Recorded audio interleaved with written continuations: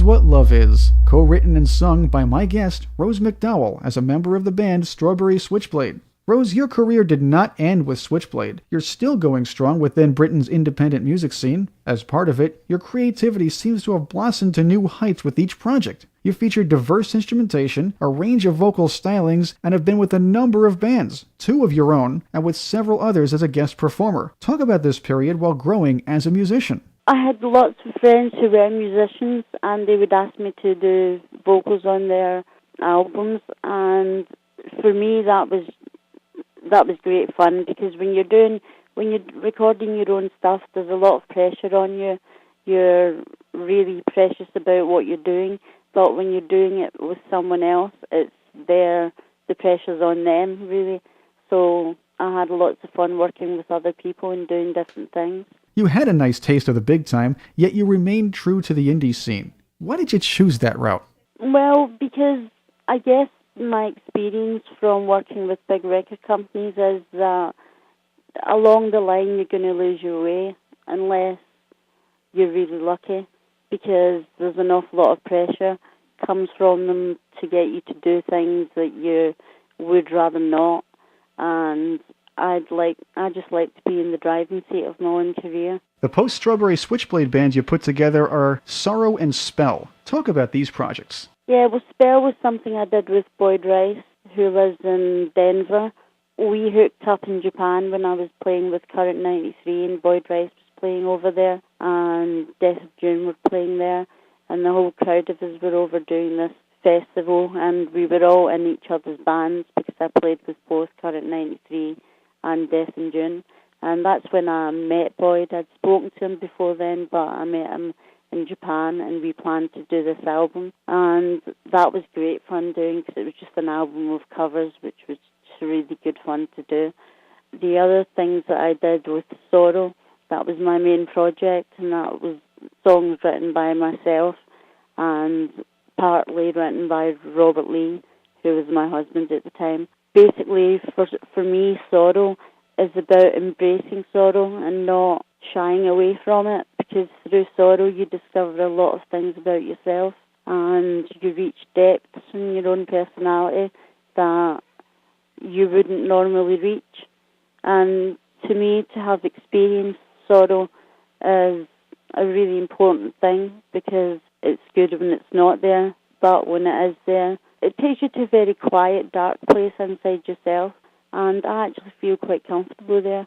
I think a lot of that's probably got to do with my upbringing as well, being quite bleak, and having to live with that, because there wasn't a choice.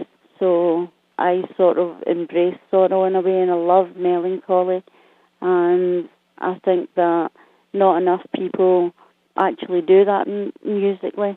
Not enough people put enough melancholy and sort of magic into their music. I actually like to sing things that are melancholy. And I mean, sometimes when I'm writing songs, I actually cry as I'm writing them and think, how am I going to record this if I keep crying every time I'm singing it? But I usually get over it. You've been a guest singer and musician with several, and I mean several, bands. How intertwined are the independent alternative performers in the UK? There are quite a few scenes where bands are pretty intertwined. Everyone's using the same drummer, or they'll be using the same violinist, or just because there's a sort of group of people that we just dip in and out of and use the musicians that we do. At the moment, I've got a violinist, a cello player, drummer, guitarist, and myself playing guitar, and a bass player. And the violinist also plays flute and keyboards. So we've got quite a diverse sound now. We did go through a stage of using bagpipes as well and harmonium, and that was a great sound. I loved that sound. The next album that I'm working on now is going to have more harmonium in it. Rose, there really is no way to put your style in any one or two categories.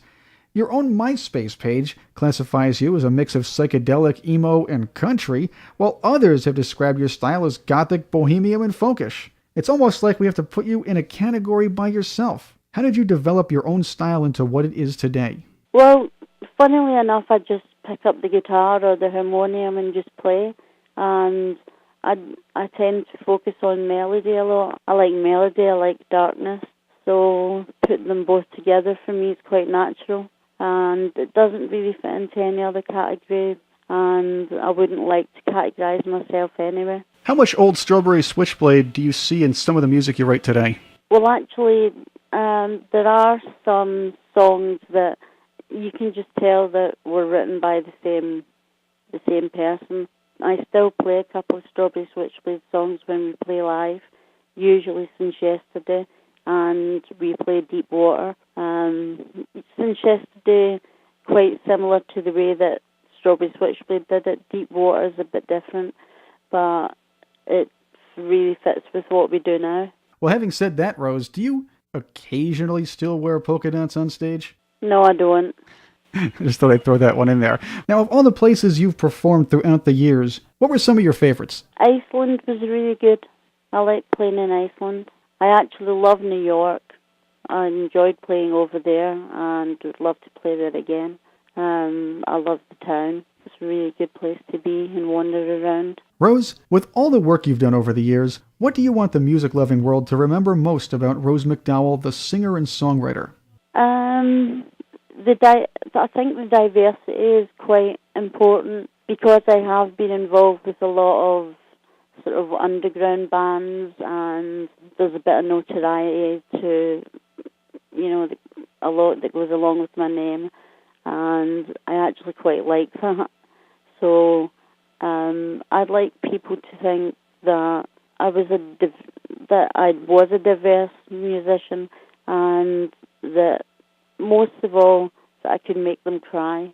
We did a gig in America, and someone started crying in the audience, and then before you knew it, almost the whole audience were crying, and it was awesome. It was really amazing to move people that much, and it's not uncommon for me to do gigs and for there to be people crying in the audience, and I think that's the biggest compliment anyone can give you, because it means that you're touching them emotionally, and that is important to me because the songs touch me emotionally, and if I can reach out and touch someone else with them that way, it's just such a buzz. You now perform under your own name, Rose McDowall. Yeah, that's right. I decided to go back to my own name. One of the reasons being I split up with my partner in sorrow, and another reason being is most people know me as Rose McDowall and not as a band name. So I thought I should just go back to my own name. Do you have any new projects in the works? Yeah, I'm working on an album just now. I'm only halfway through writing it, so it'll be a little while before it's out, but it will be the first thing that I've done on my own for quite a while now, actually. Rose, thank you again for being my guest tonight on Revenge of the 80s. Thank you. Let's close out with one of your newer songs, Let There Be Thorns. My guest tonight, Rose McDowall, former lead singer of Strawberry Switchblade.